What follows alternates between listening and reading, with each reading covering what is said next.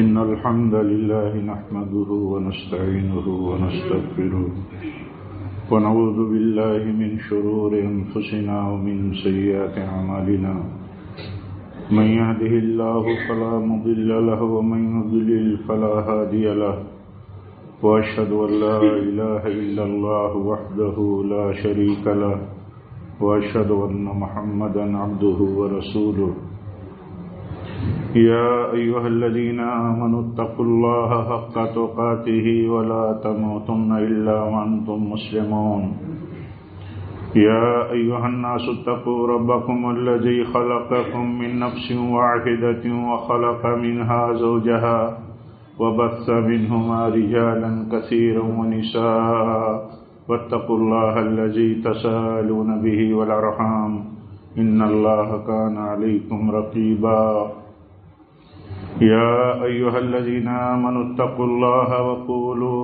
قولا سديدا يصلح لكم أعمالكم ويغفر لكم ذنوبكم ومن يطع الله ورسوله فقد فاز فوزا عظيما أما بعد فإن خير الحديث كتاب الله وخير الهدي هدي محمد صلى الله عليه وسلم وشر الأمور محدثاتها وكل محدثة بدعة وكل بدعة ضلالة وكل ضلالة في النار. أعوذ بالله من الشيطان الرجيم. بسم الله الرحمن الرحيم. وما خلقت الجن والإنس إلا ليعبدون. دینی بھائیوں، بزرگوں، عزیز نوجوانوں، اسلامی ماں اور بہنوں، اللہ تعالیٰ نے جو ایک بہت بڑی سچائی ہمیں بتائی ہے اور جس پر ہم سب کو قائم رہنا چاہیے، وہ سچائی یہ ہے کہ اللہ تعالیٰ نے ہم سب کو، سارے انسانوں کو، سارے جناتوں کو صرف اپنی عبادت کے لیے پیدا کیا ہے. یہ سچائی اللہ تعالیٰ نے بتائی ہے، اس کی ہر بات سچ ہے. اس سے بڑا سچا کون ہے؟ کون ہو سکتا ہے؟ اس نے یہ بات بتائی ہے کہ ہم نے سارے انسانوں اور جناتوں کو صرف اپنی عبادت کے لیے پیدا کیا ہے، اور اس سچائی پر ایمان رکھنا اور مان کے چلنا ہمارے لیے ضروری ہے کہ ہم اللہ کی عبادت کے لیے پیدا کیے گئے ہیں. جب اس بات کا یقین ہوگا کہ یہ اللہ کی بات ہے اور ہم اللہ کی عبادت کے لیے پیدا کیے گئے ہیں، تو زندگی کا ہر عمل، ہر قول و فعل، ہر ظاہری اور باطنی ہمارا معاملہ اور عمل، یہ سب عبادت بن جائے گا. سب عبادت. یہ بہت مشکل ہے ہماری عام زندگی میں یہ مسئلہ کہ ہم عام طور پر اس کو سمجھنے اور ماننے کو تیار نہیں ہیں کہ ہم اللہ کے بندے ہیں اور اس کی بندگی کے لیے پیدا کیے گئے. ہم اللہ کے بندے ہیں، اللہ کی بندگی کے لیے پیدا کیے گئے ہیں. اللہ تعالیٰ نے جتنے بھی مسائل ہیں زندگی میں، جتنے بھی اعمال ہیں، امور ہیں، جتنے بھی زندگی کے ہمارے سامنے مطلب معاملات آتے جاتے ہیں، ہماری ضرورتیں ہیں، ساری چیزوں کے سلسلے میں اللہ تعالیٰ کی ہدایت موجود ہے، رہنمائی موجود ہے. اس کی ہدایت و رہنمائی میں چلنا، یہ سب عبادت بن جاتا ہے. زندگی کا ہر عمل عبادت بن جاتا ہے. آپ بتائیے، ایک شوہر اپنی بیوی کو ایک لقمہ کھلا دے، یا اپنی بیوی کے ساتھ ایک شوہر و بیوی، مطلب شوہر و بیوی کی حیثیت سے تعلقات رکھیں اور یہ سمجھیں کہ ہم اللہ کے بندے ہیں اور اللہ کے حکم کے مطابق ہم چلتے ہیں، تو یہ بھی نیکی کا کام ہے، ثواب کا. تو ایسا نہیں ہے کہ عبادت مسجد میں نماز پڑھنے کا نام ہے، عبادت اپنے مال میں، اللہ کے دیے ہوئے مال میں جب وہ نصاب کو پہنچ جائے زکوٰۃ دینے کا نام ہے، یا صدقہ و خیرات کا نام عبادت ہے، روزہ رکھ لیا اسی کا نام عبادت ہے. یقیناً یہ سب بڑے عبادات ہیں اللہ تعالیٰ کے، لیکن یہ کہ زندگی کے ہر عمل کو ایک بندہ جب اللہ کے حکم کا پابند کر لے، اس کا ہر عمل حکم الہی کا پابند والا عمل بن جائے، تو ہر عمل عبادت ہے، ہر عمل عبادت ہے. ورنہ آپ بتائیے جب اللہ تعالیٰ یہ کہتا ہے میں نے سارے انسانوں کو، سارے جنوں کو، مردوں اور عورتوں کو، چھوٹوں بڑوں کو، سب کو، جو بھی انسان ہیں سب میری عبادت کے لیے پیدا کیے گئے ہیں، تو ہر عمل تو ہم عبادت نہیں سمجھتے، ہر عمل تو ہم عبادت نہیں سمجھتے، تو ہر عمل عبادت سے مراد نیکی کا عمل، ثواب کا عمل بن جاتا ہے۔ حتیٰ کہ بندہ جب سوتا ہے تو یہ بھی اللہ تعالیٰ کی رحمت ہے، سونا بھی اس کے لیے کارِ ثواب بن جاتا ہے، کیونکہ سو کر کے جسم کو جو راحت ملتی ہے، جو قوت ملتی ہے، جو تھکاوٹ سے نجات ملتی ہے، جو نشاط آتا ہے، وہ پھر عبادت کے لیے کھڑا ہونے کے لیے اس کو طاقت دے دیتا ہے، وہ وسیلہ بن جاتا ہے، وہ بھی عبادت ہے۔ ایک بندہ دنیا کے بھاگ دوڑ میں لگا ہوا ہے، اور اس بھاگ دوڑ میں لگا ہوا ہے، اس بھاگ دوڑ کے پیچھے اس کی سوچ یہ ہے کہ نوکری ہے تو نوکری سے حاصل ہونے والی آمدنی، تجارت ہے تو تجارت سے حاصل ہونے والی آمدنی، زراعت کھیتی کا کام ہے تو کھیتی سے ہونے والی پیداوار، یہ سب استعمال کر کے اللہ تعالیٰ کی عبادت کے لیے یہ سب ذریعے ہیں، تو یہ سارا عمل عبادت بن جاتا ہے، کیونکہ ذریعہ بھی عبادت ہے۔ تو یہ ذہن میں رکھنا کہ یہی عبادات ہیں، اور باقی زندگی کے اندر ہم آزاد ہیں، آزاد ہم نہیں ہیں۔ ہمارے بعض علماء کہتے ہیں دیکھو، جب ہم یہ کہتے ہیں کہ ہم اللہ کے بندے ہیں تو اس کا معنی یہ ہے کہ ہم مکلف ہیں، ہم مکلف ہیں، یعنی ہم اللہ کے حکم کے پابند کر دیے گئے ہیں، ہمیں پابند کیا گیا ہے اللہ کی طرف سے۔ تو پابندی میں جتنا کام کیا جاتا ہے، اللہ کی پابندی کرتے ہوئے جتنا عمل کیا جاتا ہے، اپنی مرضی سے نہیں، اللہ کی پابندی کے مطابق جتنا عمل ہوتا ہے، جس عمل کے لیے اس نے ہمیں پابند کیا ہے، اس کا نام عبادت ہے۔ ہم اپنی مرضی سے کوئی عمل نہیں کرتے، اللہ کے حکم کے مطابق پر کرتے ہیں، اللہ کی تعظیم کرتے ہوئے، اس کی بڑائی کو تسلیم کرتے ہوئے کہ وہ ہمارا رب ہے، جس بات کا حکم ہمیں دیتا ہے ہماری خواہش کے مطابق ہو یا نہ ہو، ہماری مرضی کے مطابق ہو یا نہ ہو، دل ہمارا چاہتا ہو یا نہ چاہتا ہو، ہمیں اس کو کرنا ہے، یہی عبادت ہے۔ ایک آدمی تجارت کرتا ہے حلال ڈھنگ سے، سود چھوڑ کر کے کاروبار کرتا ہے، سود اللہ کے ساتھ اور اس کے رسول کے ساتھ بغاوت ہے، تو حلال تجارت عبادت کیوں نہیں ہو گئی؟ تجارت عبادت ہے، کیوں؟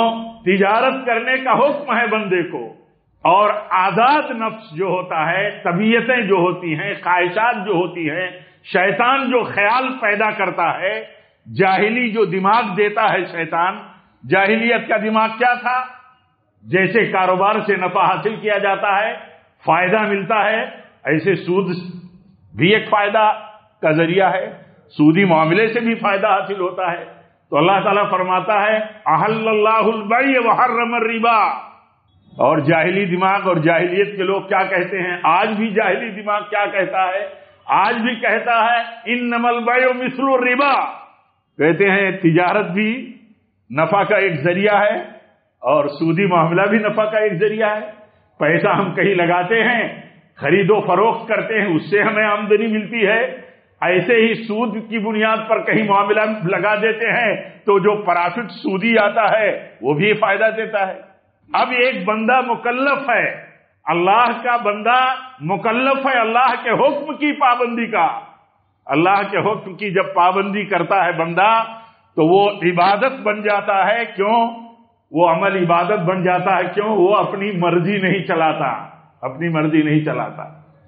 ہم اپنی مرضی اگر چلائیں گے تو ہم بندے کے بجائے آزاد ہو جائیں گے۔ کہتے ہیں عبد اور حر، اللہ کے سارے بندے اس کے حکم کے پابند ہیں، وہ آزاد نہیں ہے، مرد ہو یا عورت ہو، وہ آزاد نہیں ہے اپنی زندگی میں، ہم آزاد نہیں ہیں اپنی زندگی میں۔ کبھی ہمارا یہ سوچئے کہ تصور یہ مضبوط ہے کہ ہم آزاد نہیں ہیں، ہمارا دل کہتا ہے یہ بزرگ آدمی ہیں، ہمارے مزاج کے مطابق نہیں ہیں، ہم کیوں ان کا احترام کریں، کیوں ہم ان کی توقیر کریں، کیوں ہم ان کی عزت کریں؟ ہمارے مزاج کے مطابق نہیں ہیں، ہم انہیں پسند نہیں کرتے، یہ ہمارے رشتہ دار ہیں، ان رشتہ داروں سے ہماری نہیں بنتی، ہم ان کے حقوق کی رعایت کیوں کریں؟ یہی مزاج ہے نا۔ لیکن اگر عبادت کا معنی ذہن میں رہے گا کہ عبادت کہتے کس کو ہے، عبادت کہتے ہیں بندے کا ہر وہ عمل جو اس کے رب کے حکم کی فرمانبرداری کرتے ہوئے کیا جائے، اس کی مرضی کے مطابق نہ ہو، وہ عبادت ہے۔ ہمارا دل کسی کو، جیسے مثال دیا، کوئی بزرگ ہے، حدیث میں آتا ہے اپنے بڑوں کی، بزرگوں کی جن کے بال سفید ہو گئے ہوں، عمر رسیدہ ہو، آپ میں ان کی توقیر کرو، یہ اللہ تعالیٰ کی تعظیم میں سے ہے۔ ہمارا دل نہیں کہتا، تو ان کا تعظیم کر لینا یہ عبادت ہوا، یہ عبادت ہو گئی، یہ عمل عبادت ہو گیا۔ اور اپنے من کے مطابق ان کے ساتھ ویوہار کرنا، یہ کیا ہو گیا؟ یہ خواہشات نفس کی پیروی ہو گئی۔ اسی لیے دیکھیے اللہ کے نبی صلی اللہ علیہ وسلم کی یہ بات اس تناظر میں رکھ کر کے چلیے۔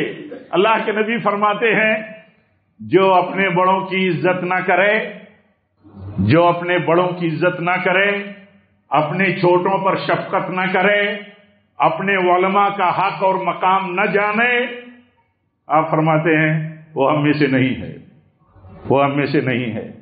کیا معنی ہوا؟ معنی یہ ہوا کہ ہم پابند ہیں اس بات کے کہ اپنے بڑوں کی تعظیم کریں۔ شریعت جس طرح کی تعظیم کی تعلیم ہمیں دیتی ہے، جس طرح کا ادب اور سلیقہ شریعت سکھاتی ہے، ایسے ہی اپنے چھوٹوں پر شفقت کریں۔ شفقت کا جو طریقہ شریعت سکھاتی ہے اس ڈھنگ سے ہم شفقت کریں۔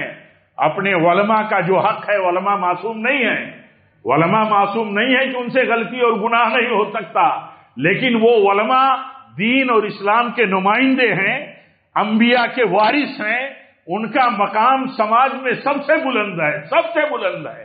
ان کا حکم ماننا ماں باپ کے حکم ماننے سے بڑا درجہ رکھتا ہے، کیونکہ وہ اولو الامر ہیں۔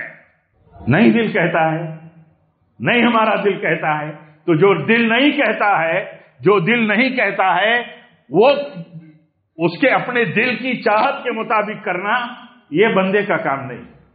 بندے کا کام ہے کہ وہ مکلف ہے اپنے رب کی طرف سے، بندہ ہے تو پابند کر دیا گیا ہے اپنے رب کی طرف سے، وہ پابندی کی بنیاد پر جس عمل کا جس طرح پابند کیا گیا ہے، جب وہ عمل کرے گا تو عبادت و عمل ہو جائے گا، اور جب اپنی مرضی کے مطابق عمل کرے گا اللہ کے حکم کی مخالفت کرتے ہوئے، تو یہ بغاوت اللہ تعالیٰ سے ہو جائے گی۔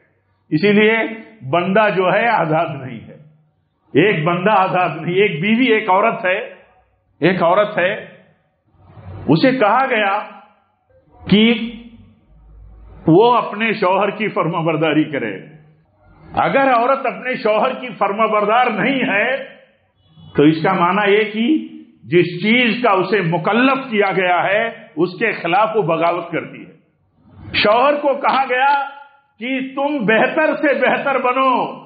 اللہ کے نبی صلی اللہ علیہ وسلم فرماتے ہیں سب سے بہتر وہ شوہر ہے جو اپنی بیوی کے لیے بہتر ہو، اور میں تم میں سب سے بہتر ہوں اپنی بیوی کے لیے، اپنی بیویوں کے لیے۔ تو سبھی پابند ہیں، کہاں آزاد ہے؟ شوہر آزاد نہیں ہے، بیوی آزاد نہیں ہے، اولاد آزاد نہیں ہے، والدین آزاد نہیں ہے، ہر فرد اپنی جگہ پر پابند ہے۔ کلکم رائن وکلکم مسئول عن رعیتہ۔ اللہ کے نبی فرماتے ہیں ہر شخص ذمہ دار ہے، ہر مرد و عورت ذمہ دار ہیں، ان کی ذمہ داری کے دائرے میں جتنے کام آتے ہیں ان کو انجام دینا ضروری ہے۔ جو اس کے خلاف جائے گا، مان لیجئے ہم چھوٹے ہیں، آپ ہم سے بڑے ہیں، ہمارے اوپر واجب ہے کہ ہم آپ کا احترام اور تکریم کریں۔ آپ اگر ہمارے ساتھ غلط رویہ اپناتے ہیں، آپ ہمارے ساتھ بڑے ہو کر کے ظالمانہ سلوک کرتے ہیں، تو ایک عام قاعدہ شریعت نے ہمیں دیا ہے کہ آپ جس چیز کے پابند ہیں وہ کریں۔ اگر آپ کے مقابل آپ اس کے ساتھ پابندی کا کام کرتے ہیں شریعت کا، اور وہ آپ کے ساتھ شریعت کے مطابق عمل نہیں کرتا، ویوہار نہیں کرتا، ٹریٹ نہیں کرتا آپ کو، تو آپ سے آپ کا حساب ہوگا، اس سے اس کا حساب ہوگا۔ سب کا حساب ہے، سب کا حساب ہے۔ لیکن یہ عذر نہیں ہے کہ ایک آدمی نے میرے ساتھ ایک آدمی ایک بڑے نے میرے ساتھ کہیں زیادتی کر دی تو ہم چھوٹے ہیں تو ہمیں زیادتی کا حق مل گیا. تو یہ ایک کنسپٹ، ایک مطلب ہمارا نظریہ رہنا چاہیے کہ عبادت کس کو کہتے ہیں، عبادت کہتے کس کو ہیں. ہر وہ بات، ہر وہ عمل، ہر وہ بات، ہر وہ عمل، وہ زبان سے بات ہو یا عمل سے بات ہو. عمل چاہے ظاہری ہو چاہے باطنی ہو. کچھ عمل جو ہے وہ ظاہری ہوتے ہیں، کچھ عمل ہوتے ہیں وہ باطنی ہوتے ہیں، دل کے عمل. مثال کے طور پر حسد ہے، دل ہی دل میں آدمی جلتا ہے، اپنے بھائی کی کسی بھی پوزیشن کو، کسی بھی حالت کو دیکھ کر کے وہ جلتا ہے، یہ دل کا عمل ہے. محبت رکھنا یہ دل کا عمل ہے، یہ دل کا عمل ہے. ظاہری برتاؤ کرنا یہ ظاہری عمل ہے. تو کہتے ہیں عبادت ہر وہ عمل، چاہے بول کے کیا جائے، زبان سے کیا جائے، عمل کے ذریعے کیا جائے، یعنی اعضاء و جوارح سے، یا وہ دل کا عمل ہو، جس سے اللہ راضی ہو وہ عبادت ہے. جس سے اللہ راضی ہو عبادت ہے. ہر وہ عمل عبادت ہے جس عمل سے اللہ راضی ہو. آپ اچھی بات بول دیے یہ عبادت ہے. آپ اچھی بات اپنے کسی بھائی سے بول دیے یہ عبادت ہے. آپ بتائیے اس سے بڑی مثال اور کیا دی جائے. اللہ کے نبی صلی اللہ علیہ وسلم فرماتے ہیں اپنے بھائی سے مسکراتے ہوئے ملنا یہ بھی عبادت ہے. تو آپ اندازہ لگائیے کہ عبادت کا معنی کتنا وسیع ہے، کتنا جامع ہے. اور ہم جب اللہ کے بندے ہیں، ہم جب اللہ کے بندے ہیں تو زندگی کے مطلب اپنے دائرے میں رہتے ہوئے کون سا کام کب کرنا ہے، کہاں کرنا ہے، کون سا کام چھوڑنا ہے، اسی ماحول اور سوچ میں رہنا اور اسی دائرے میں رہنا، اسی کو عبادت کہتے ہیں. ایک آدمی دکھی ہو گیا، اس کی باپ کا انتقال ہو گیا، ماں کا ہو گیا، اولاد کا ہو گیا، بیوی کا ہو گیا، شوہر کا ہو گیا، یا کوئی جانی مالی نقصان ہو گیا. اب وہ بے چین ہے، تڑپتا ہے، وہ کرتا ہے جو اس کا دل کہتا ہے. تو یہ عبادت نہیں ہے. عبادت مشکلات اور مصیبتوں میں پڑ جانے کے بعد صبر کرنا عبادت ہے. صبر کرنا، اور صبر بہت بڑی عبادت ہے. کیوں؟ بندہ مکلف ہے اللہ کی مرضی پر چلنے کے لیے. اللہ کیا چاہتا ہے؟ اللہ کے نبی کے گھر میں موت ہوئی، آپ کی بیٹی کی کوئی اولاد مر گئی، آپ کا بیٹا مر گیا. سماج کہتا تھا کہ یہ نربنس ہے. سماج نربنس کا تانا دیتا تھا، یعنی دشمن سماج آپ کا، اسلام کا، مسلمانوں کا نربنس کا تانا دیتا تھا. آپ کے بیٹے ابراہیم کا انتقال ہو گیا تو آپ کی آنکھوں سے آنسو جاری تھے، آپ دکھی تھے. آپ کہتے ہیں اس کے باوجود آنسو پر اپنا کنٹرول نہیں ہوتا، بندے کا اپنے دل پر کنٹرول نہیں ہوتا. لیکن آپ کیا کہتے ہیں؟ لیکن میں راضی ہوں اللہ کے فیصلے سے. بتائیے کیسے کہہ سکتا ہے بندہ کہ میں اللہ کے فیصلے سے راضی ہوں؟ جب یہ سمجھے گا کہ میں مکلف ہوں اور میرے رب کا ہر فیصلہ، میں بندہ ہوں، غلام ہوں حقیقی اللہ کا، تو میں اپنے رب کے فیصلے سے آگے نہیں جا سکتا. میری مرضی رب کی مرضی کے تابع ہے، تابع ہوں میں.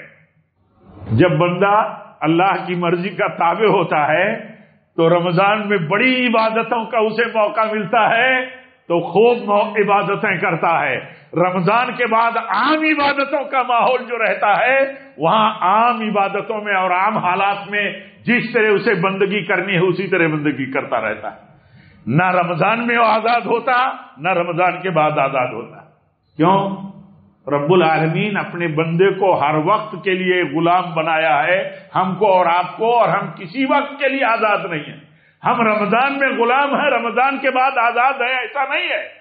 ایسا نہیں ہے.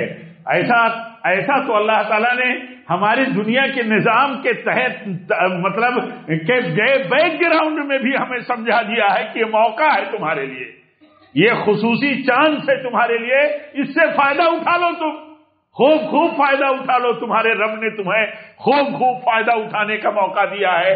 لیکن تم اپنے رب کے غلام ہو، وَاعْبُدْ رَبَّكَ حَتَّى يَأْتِيَكَ الْيَقِينُ، موت تک تم کو بندہ ہی بن کر کے رہنا ہے اور بندگی کی زندگی ہی جینا ہے. یہ اصل کنسپٹ ہے. یہ اصل جب کنسپٹ بندے کا رہتا ہے، ہماری آپ کی سوچ رہتی ہے، تو ہمارے لیے آسان ہو جاتا ہے. ایک بندے کے لیے آپ دیکھیے، ایک بندے کے لیے کیسے آسان ہو جاتا ہے. بار بار کسی بات کو دہرانا یا قرآن کو اور سنت کو بار بار پڑھنا، یہ نصیحت اور سبق کا ذریعہ ہے. ایمان والے نصیحت حاصل کرتے رہتے ہیں. ایمان والے، ایک عورت کے گود میں یا ایک عورت کا بچہ مر گیا ہو گھر میں، ماں کی اولاد مر گئی ہو، آپ بتاؤ ماں کے لیے کتنی بڑی بات ہے. لیکن ماں اپنے شوہر کو اگر اس بیک گراؤنڈ میں اس حوالے سے سمجھاتی ہو، یعنی ایک بیوی اپنے شوہر کو سمجھاتی ہو کہ ہماری اولاد جو تھی یہ اللہ کی امانت تھی، اس نے لے لیا، یہ اللہ کی امانت تھی، اس نے لے لیا. تو حکم کیا ہے؟ جو کچھ اللہ نے لے لیا اس کے لیے حکم کیا ہے؟ اس کے لیے کہو انا للہ و انا الیہ راجعون. ہم سب اللہ کے ہیں. اسی لیے اللہ کے نبی صلی اللہ علیہ وسلم کے گھر میں جب آپ کی بیٹی کی کوئی اولاد مر گئی تو آپ نے کیا فرمایا؟ ان للہ ما اخذ ولہ ما آتا. جو لے لیا وہ بھی رب العالمین کا تھا، جو اولاد اس نے لے لی، اور جو کچھ ہے ہمارے پاس، اولاد ہو جو بھی ہے، یہ سب اللہ ہی کا ہے اور سب اللہ ہی کی طرف لوٹ کر کے جانا ہے سب کو. تو یہ کیسے برت نہیں پاتے ہیں ہم؟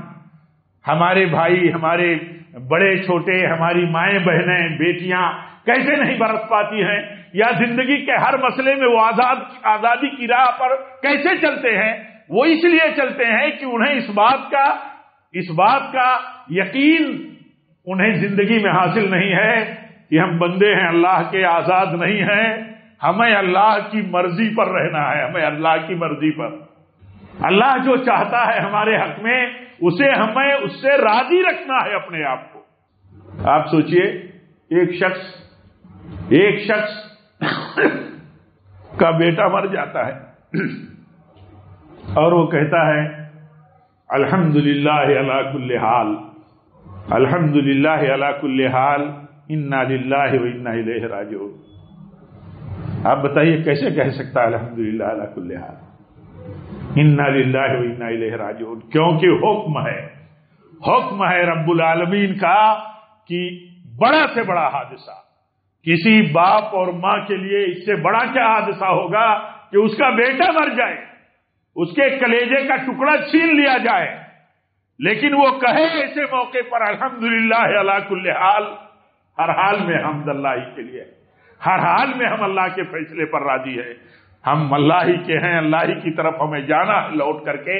یہ بات اسی وقت بندہ کہہ سکتا ہے جب وہ یہ سمجھے گا کہ میں بندہ ہوں اللہ کا، میں پابند ہوں اللہ کے حکم کا اور اللہ کے فیصلوں کو ماننے کا. جب بندہ یہ نظریہ رکھتا ہے کہ میں پابند ہوں اللہ کے فیصلوں کو ماننے کا، تو زندگی کی ساری چھوٹی بڑی عبادتیں، سارے معاملات، سارے برتاؤ ایک دوسرے کے ساتھ، اکثر حالات کیا ہوتے ہیں؟ اکثر حالات یہ ہوتے ہیں کہ ہمارا دل کچھ اور چاہتا ہے، رب العالمین کچھ اور چاہتا ہے. یہی بندے کی آزمائش ہو جاتی ہے. یہیں اگر ہمارا یہ یقین اور ہمارا یہ علم رواں رہے اور تیز رہے اور ہمیں بیدار رکھے، تو وہیں ہم اپنے آپ کو سنبھال لیں گے کہ یہ رب العالمین چاہتا ہے اور یہ ہمارا دل چاہتا ہے. یہاں جو رب العالمین چاہتا ہے اس کو کر لینا اور اللہ کی مرضی پر رہنا یہ عبادت ہے، اور جو ہمارا دل چاہتا ہے وہ کر لینا رب کی چاہت اور مرضی کے خلاف، یہ رب کے ساتھ بغاوت ہے. بہت موٹا سا مسئلہ ہے میرے بھائیوں، بہت آسان سا سبق ہے. اگر ہم اس کو سمجھ لیں، اللہ تعالی ہم سب کو، مجھے اور آپ کو، ہر چھوٹے بڑے کو توفیق دے کہ ہم سمجھ کے چلیں کہ زندگی ہماری اللہ کی غلامی کی ہے اور یہ اللہ کی طرف سے رحمت ہی رحمت ہے کہ ہمیں اس نے دنیا سے لذتوں کے لیے، زینتوں کے لیے، دنیا میں دین کے دائرے میں رہتے ہوئے دین کی طرف سے ملی ہوئی آزادیاں حاصل کرنے کے لیے اللہ تعالیٰ نے ہمیں موقع دیا ہے، لیکن اصلاً جو ہے اصلاً ہم اللہ کے بندے ہیں، آزاد نہیں ہیں۔ ہم اللہ کے بندے ہیں، آزاد نہیں ہیں۔ آزادی کی زندگی اللہ تعالیٰ کہتا ہے ایک عورت، ایک لڑکی بلا ولی کے نکاح نہیں کر سکتی، بلا ولی کے نکاح نہیں کر سکتی، عورتیں ولی نہیں ہو سکتی، ماں چاہے اپنی بیٹی کا جہاں چاہے نکاح کر دے نہیں کر سکتی، لڑکی اپنی مرضی سے بھی نکاح نہیں کر سکتی۔ تو یہ اگر سبق بندہ بن کر کے بندگی کا سبق یاد رہے تو کتنے مسئلے حل ہوتے ہیں، بہت سارے مسئلے حل ہوتے ہیں۔ زندگی میں کوئی بھی مثال آپ لے لیجئے، ایک اولاد پابند ہے اپنے ماں باپ کی فرمانبرداری کے لیے۔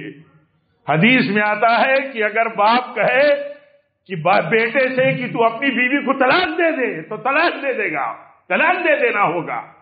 اس کا باپ دیندار ہے، اس کا فیصلہ سچائی اور حق پر مبنی ہے، وہ ظالم نہیں ہے۔ اولاد پابند ہے کہ اپنی بیوی کو طلاق دے دے۔ کیوں یہ بات کہی گئی اور یہ بات کیوں ماننا ضروری ہے؟ اس لیے ماننا ضروری ہے کہ یہ شریعت ہے، بندہ آزاد نہیں ہے۔ آپ بتائیے اولاد کہاں چلی گئی؟ اولاد یا نوجوان کہاں چلے گئے؟ نوجوان یا ہمارا سماج، ہم آپ جتنی مشکلات میں جیتے ہیں، کبھی یہ نہیں سوچتے کہ اللہ تعالیٰ کی عبادتوں سے بغاوتوں کا یہ انجام ہے۔ عام طور پہ کون سوچتا ہے؟ جس طرح ہماری زندگیاں اجیرن ہیں، اضطراب کی ہیں، مشکلات کی ہیں، فرد سے لے کر کے فیملی تک، نیٹ ورک میں، گروپ میں، کمپنیوں میں، آپس کے سماج میں اتنا زیادہ دلوں میں نفرتیں اور دوری ہے، کیوں ایسا ہے؟ زندگی منمانی جی رہے ہیں ہم، زندگی سماج ہمارا منمانی جی رہا ہے، اور ہم منمانی زندگی جینے کے لیے نہیں ہیں، ہم پابندی کی زندگی جینے کے لیے ہیں۔ ہمیں پابند رہنا ہے۔ ہماری آپ کی مرضی کیا ہوتی ہے؟ ہماری آپ کی مرضی شریعت کی مرضی ہوتی ہے۔ شریعت کیا چاہتی ہے؟ ہر موڑ پر شریعت کی مرضی ہمارے لیے ملے گی، ہر موڑ پر۔ کوئی بھی موقع آپ دیکھ لیجئے، آپ دیکھیے وہاں شریعت کی کیا رہنمائی ہے۔ جب ہماری شریعت اتنی جامع کامل ہے کہ ہمیں استنجا کے آداب سکھاتی ہے، ہمیں باتھ روم میں جانا ہے تو پاؤں دائنا ڈالنا ہے کہ بایاں ڈالنا ہے، نکالنا ہے تو دایاں پہلے نکالنا ہے کہ بایاں نکالنا ہے۔ آپ بتائیے اتنی کمپلیٹ شریعت، اتنی کمپلیٹ گائیڈنس والی شریعت، آپ بتائیے کہاں ہمیں چھوڑ دے گی کہ ہمیں اس موقع کے لیے رہنمائی نہ موجود ہو؟ ہر موقع کے لیے رہنمائی موجود ہے، ہر موقع کے لیے رہنمائی موجود ہے۔ ہم آزاد نہیں ہیں، جو آزاد ہیں اور ہمارے اندر جو آزادی ہے، اللہ تعالی ہم سب پر رحم کرے، ہمیں سمجھ دے دے، ہمیں پابندی دے دے۔ ہم کسی مسئلے میں آزاد نہیں ہیں، ہماری اپنی مرضی نہیں ہے۔ ہم اپنی مرضی سے عبادت کریں گے نہیں کریں گے، ہم اپنی مرضی سے زکوٰۃ دیں گے نہیں دیں گے، ہم اپنی مرضی سے حقوق کی رعایت کریں گے نہیں کریں گے، ہم ایک رشتہ دار کو ہماری مرضی ہم اس کو عزت دیں یا نہ دیں۔ شریعت ہمیں سکھاتی ہے کہ تمہارا رشتہ دار اگر تمہارے ساتھ غلط برتاؤ کرتا ہے، غلط، تب بھی تم پابند ہو اس کے ساتھ صلہ رحمی کے، کیونکہ صلہ رحمی کہتے ہی ہیں جوڑ کا کام کرنے کو، اپنے رشتہ دار کے ساتھ جوڑ کا تعلق بنائے رکھنے کا اور اس کے حق کو ادا کرنے کا کام کرتے رہنے کو صلہ رحمی اور رشتہ داری نبھانا کہتے ہیں۔ رشتوں کو جوڑو رشتوں کو، یعنی جہاں رشتے توڑ کے موڑ پر جاتے ہوں وہاں جوڑ کا کام کرو، یہ شریعت ہے۔ اور دل کیا کہتا ہے؟ دل کیا کہتا ہے؟ ہم کرتے کیا ہیں عام طور پر؟ ہم سماج میں اپنے رشتہ داروں کے ساتھ کرتے کیا ہیں؟ ہم اپنے سماج میں اپنے رشتہ داروں سے وہ کرتے ہیں، ان کے ساتھ وہ معاملہ کرتے ہیں جو معاملہ ہمارا دل کہتا ہے اس طرح ہم کرتے ہیں۔ ہم اپنی مرضی سے نہیں کر سکتے۔ آپ دیکھیے، ہم مسجد میں آئے، ہمارا بھائی پہلے آیا، ہمارے جو بھائی بھی چھوٹے بڑے پہلے آئے، ہمیں اجازت نہیں ہے ان کی گردنیں پھلاک کر کے آگے آنے کی، ہمیں اجازت نہیں ہے، ہمیں اجازت نہیں ہے۔ پابند رہنا اس بات کا کہ ہم بعد میں آئے تو جب آگے موقع ملے تو ہم آگے آئے، ہم انتظار کریں، ہم کھڑے رہیں، ہم رکے رہیں، لوگ جو آگے آئے ہیں وہ آگے جگہ آگے پر کرتے رہیں، تاکہ ایسا بھی نہ ہو کہ بیچ میں جگہیں خالی ہو اور آدمی کے سامنے مشکل پیدا ہو۔ لیکن حکم ہے کہ ہم گردنیں پھلاک کر کے نہ آئیں الا کہ عذر ہو۔ عذر کیا ہو؟ امام کو آنا ہے، یہ عذر ہے، امام کو آگے آنا ہی ہے مصلی پر، امام کو منبر پر آنا ہی ہے، یہ عذر ہے، اس کے لیے گنجائش پیدا کریں۔ لیکن یہ کہ اگر یہی بات، مثال یہ دینا چاہتا ہوں، اگر یہی بات ذہن میں رہے کہ تھوڑی سی تکلیف برداشت کر لینا، جہاں ہمیں موقع ملا وہی ہم جگہ اپنی لے لیں، یہ عبادت ہے، اور دوسروں کو مشکل میں ڈال کر کے آگے جانا یہ اللہ تعالیٰ کے حکم کے خلاف ہے، شریعت کے خلاف ہے۔ تو یہ مثال ہے، مثال اس لیے دی جاتی ہے تاکہ بات سمجھ میں آئے، اور بات سمجھ میں آئے تو اس پر عمل کرنا چاہیے۔ یہ بات اس لیے کہی جا رہی ہے کہ دیکھیے عبادت کی زندگی جو ہے یہ اللہ تعالیٰ کی رضا اور رحمت کی زندگی ہے، اور یہ جنت کا بدلہ بن جانے والی زندگی ہے۔ حدیث میں آتا ہے، حضرت معاذ ابن جبل رضی اللہ تعالیٰ عنہ بیان کرتے ہیں کہ میں نبی صلی اللہ علیہ وسلم کے ساتھ آپ کی سواری پر آپ کے ساتھ پیچھے بیٹھا ہوا تھا، یعنی ردیف تھا، آپ پیچھے تھے، آپ کی اور نبی صلی اللہ علیہ وسلم کے بیچ میں کوئی اور نہیں تھا، آپ آگے تھے، معاذ ابن جبل پیچھے تھے، سواری چل رہی ہے، اللہ کے نبی کہتے ہیں اے معاذ، تو کہتے ہیں رسول اللہ صلی اللہ علیہ وسلم لبیک و سعدیک۔ پھر تھوڑی دیر بعد اللہ کے نبی فرماتے ہیں معاذ، تو کہتے ہیں لبیک و سعدیک، یعنی کیا حکم ہے نبی صلی اللہ علیہ وسلم؟ میں حاضر ہوں، میں ہوں، آپ بولیے کیا؟ پھر تھوڑی دیر رکے رہتے ہیں، پھر کہتے ہیں معاذ، یعنی پوری توجہ آپ نے لے لی، پوری توجہ۔ ایک آدمی کسی کو کہے ذرا سنو بھائی، کئی بار توجہ دلانے کے بعد بات اپنی کرے۔ اللہ کے نبی اس کے بعد فرماتے ہیں، کہتے ہیں معاذ تمہیں پتا ہے اللہ کا حق اس کے بندوں پر کیا ہے؟ یعنی اللہ کا حق بندوں پر کیا ہے؟ اے معاذ تمہیں پتا ہے؟ تو معاذ کہتے ہیں اللہ اور اس کے رسول بہتر جانتے ہیں، زیادہ جانتے ہیں، آپ بتائیں۔ تو آپ فرماتے ہیں اللہ کا حق بندوں پر یہ ہے کہ اس کی عبادت کریں، یہ حق ہے ہمارے رب کا ہم پر کہ ہم اس کی عبادت کریں، یعنی اس کا مکلف بن کر کے چلیں اس کی مرضی کے مطابق۔ اس کے بعد پھر آپ فرماتے ہیں معاذ اچھا یہ بتاؤ کہ کیا یہ پتا ہے تمہیں کہ بندوں کا حق رب کے اوپر کیا ہے، اللہ کے اوپر کیا ہے؟ تو کہتے ہیں اللہ اور اس کے رسول زیادہ جانتے ہیں، آپ بتائیں یا رسول اللہ۔ تو آپ فرماتے ہیں کہ جب بندے اللہ کی بندگی کی زندگی جئیں، عبادت پر رہیں اللہ کے، تو وہ انہیں عذاب نہ دے، یہ حق بن جاتا۔ اس نے یہ حق اپنے اوپر لیا ہے کہ جو بندے میری عبادت کی زندگی جئیں گے ان کو عذاب نہیں دوں گا۔ معلوم یہ ہوا کہ اللہ کی عبادت سے ہٹ کر کے اللہ کی نافرمانی کی زندگی جینا یہ عذاب کا سبب ہے، یہ عذاب کا ذریعہ ہے۔ اللہ تعالی ہم سب کو سمجھ دے۔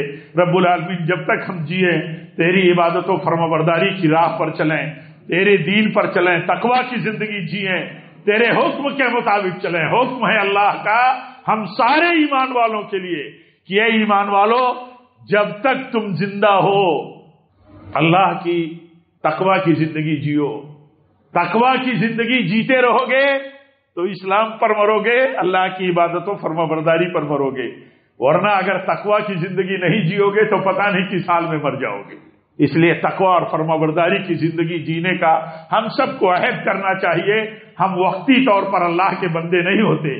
آپ سوچئے کتنے بھائی ہیں آپ میں، ہم میں، جو صرف رمضان میں اللہ کی فرمانبرداری اور بندگی کرتے ہیں، اس کے بعد آزاد ہو جاتے ہیں۔